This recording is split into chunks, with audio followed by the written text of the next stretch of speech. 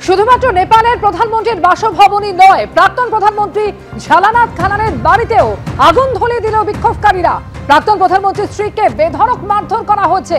2011 সালের ফেব্রুয়ারি মাস থেকে আগস্ট মাস পর্যন্ত প্রধানমন্ত্রী ছিলেন তিনি।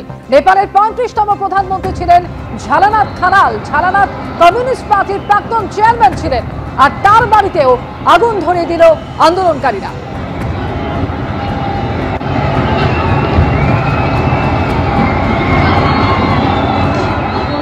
কাঠমান্ডু থেকে নেপালের অন্যত্র কিন্তু ছড়িয়ে পড়েছে একের পর এক বাড়িতে ভাঙচুর।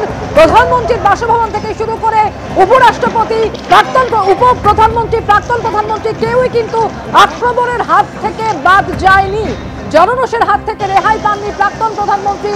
নেপাল কংগ্রেসের নেতা থেকে শুরু করে একের পর এক মন্ত্রী যারা ইতিমধ্যেই কিন্তু ইস্তফা দিতে শুরু করেছেন, কিন্তু তারপরেও বিদ্রোহের আগুন নেভার এখনো পর্যন্ত কোনো রকম লক্ষণ নেই।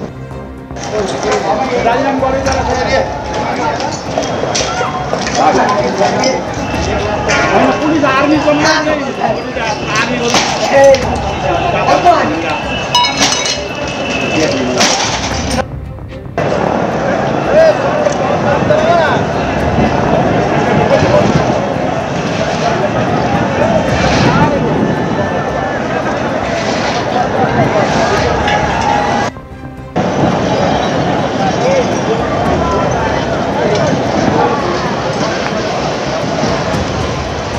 বিএসএফের প্রাক্তন ডিআইজি সমীর মিত্র এই মুহূর্তে আমাদের সঙ্গে রয়েছেন। এই রকম একটা পরিস্থিতি সমীরদা কি কারণে নেপালে তৈরি হচ্ছে, যখন জনগণের দাবি মেনে প্রধানমন্ত্রীর পদ থেকে ইস্তফা দিতে বাধ্য হচ্ছেন কেপি শর্মা ওলি, তারপরেও দেখা যাচ্ছে যে এই আগুন পরপর একের পর এক, সেটা প্রধানমন্ত্রীর বাসভবন হতে পারে, সংসদ ভবন হতে পারে, সুপ্রিম কোর্ট হতে পারে, ক্ষোভের আগুনে জ্বলছে।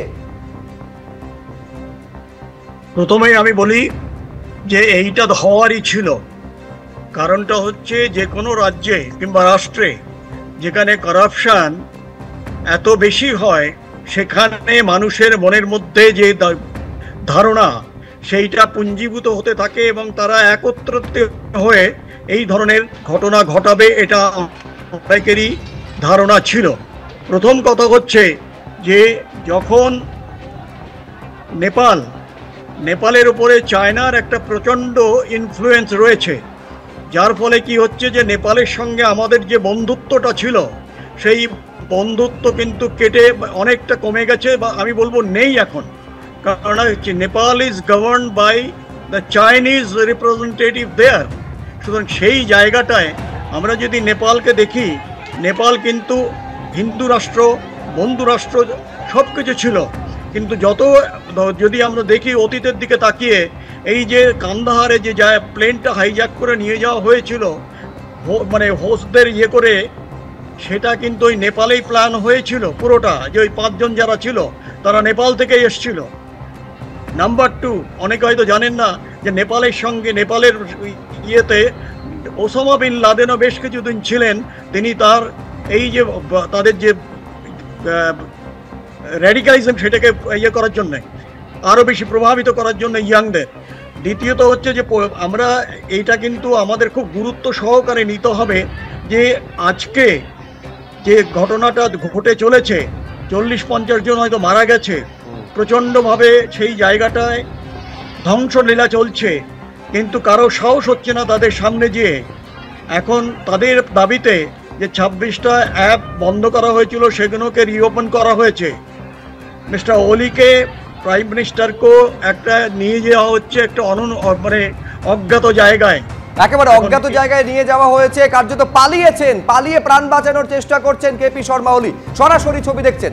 यही देश में पसीना बगाता है, खून बगाता है, और जिंदगी के इस सब लोग के हम इस देश के निर्माण में आगे बढ़ता है। ये नेता के अब हम लोग सहभागी भी होने नहीं देंगे।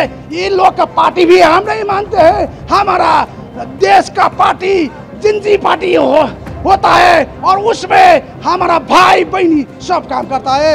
और अब स्टूडेंट को कल मार दिया गया, आप लोग देखिए 21-22, अब नंबर कितना है पता नहीं, 500 से जितना है सब इंजर्ड हुआ है। अब ये स्टूडेंट को ऐसे तरीके से मारेंगे तो कौन सा देश चलेगा? ये सब बहुत क्रूअल देश है।